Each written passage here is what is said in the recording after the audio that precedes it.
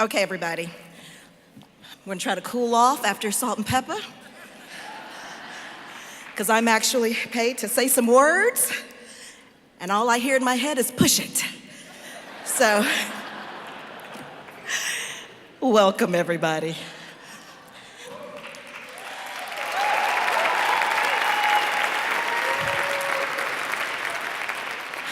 We are so excited.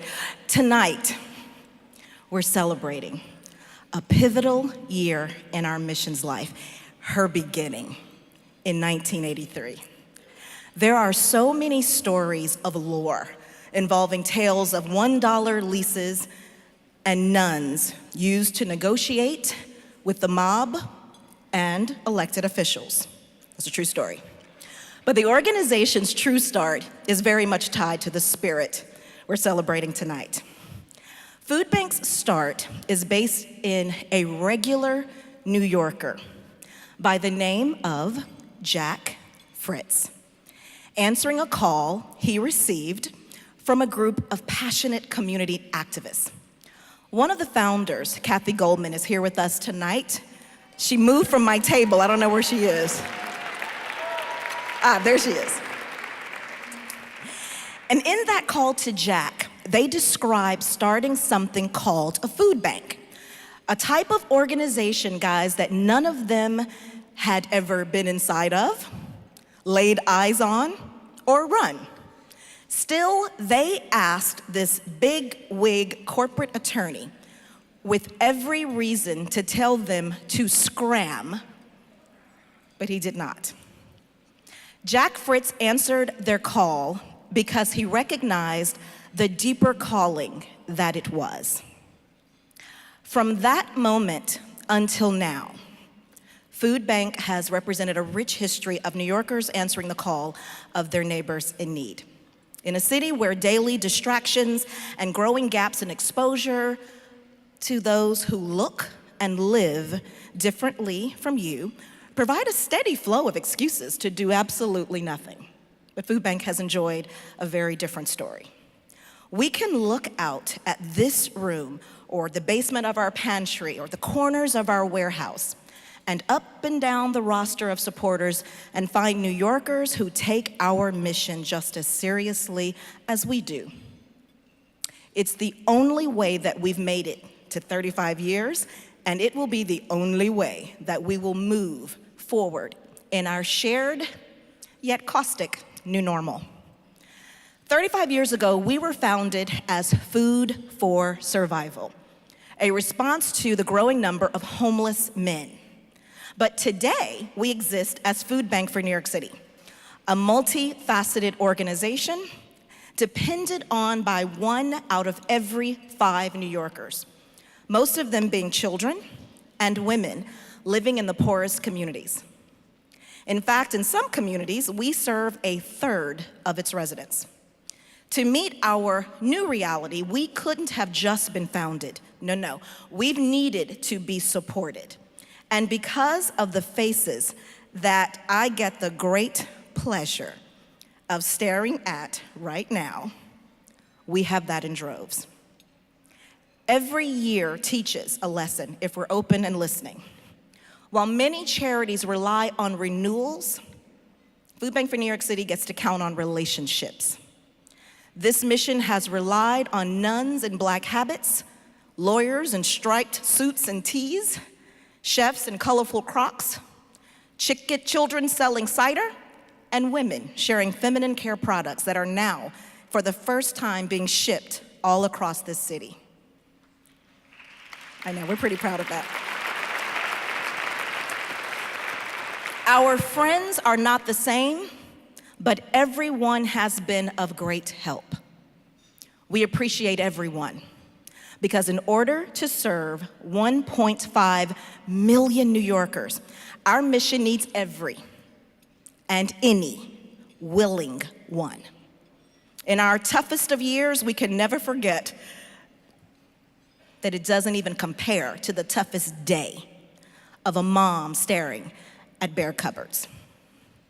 The juiciest story about us could never compare to the rare taste of oranges and strawberries that thousands of excited families lined up for this year for hours to receive at one of our green sidewalks. So to every supporter of Food Bank, I say to you the words that overwhelm my heart every day. Sorry. And that is thank you.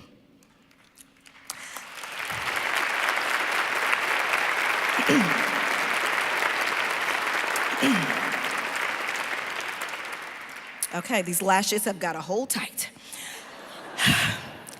Thank you for I'm sorry, I gotta look at Lois and Arthur, and they just always get me right there, sorry. Thank you for consistently and repeatedly answering our call. Every day you show how activism and innovation can appear in many ways. We may not have a fancy hashtag, but our movement is real. This movement to end modern day hunger has less to do with a building and more to do with building and sustaining a movement within you.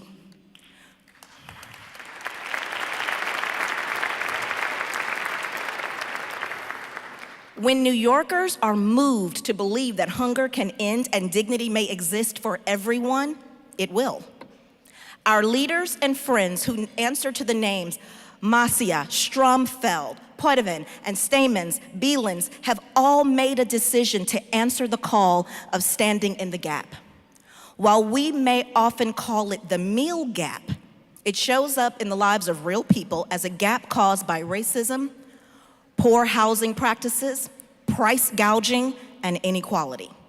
But because of you, our trucks get to unload boxes which may on the surface appear to just be food and produce, but is seen and felt as compassion within communities. So for all of that, we thank you. Food cannot be moved until New Yorkers are. It is because of this that in the 35th year,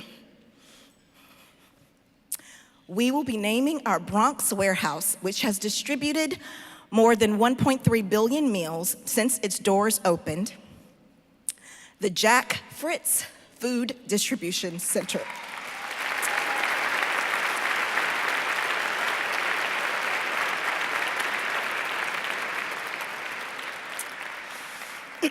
Because we love him very much. When it comes to answering today's calls, we've picked two honorees who embody both the spirit and the act.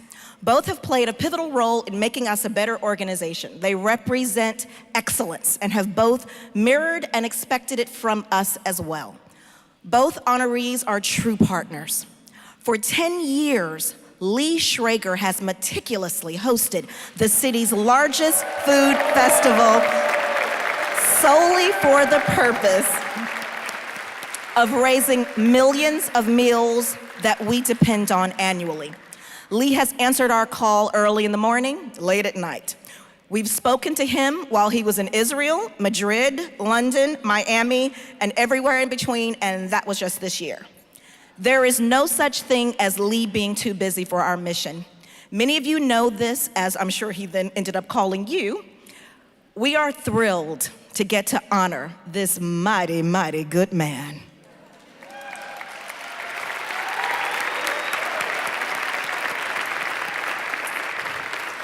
Our other honoree, Bank of America, will always have a special place with this food bank. It was in this very room, we actually were standing right over there, 6.5 years ago at my first Can Do as CEO, when I realized that Connie Verducci was not, she was the event sponsor, she was not smiling. Now, I hadn't been in the job 6 months yet, but I had enough sense to know that when your main sponsor is missing a smile, you have a problem.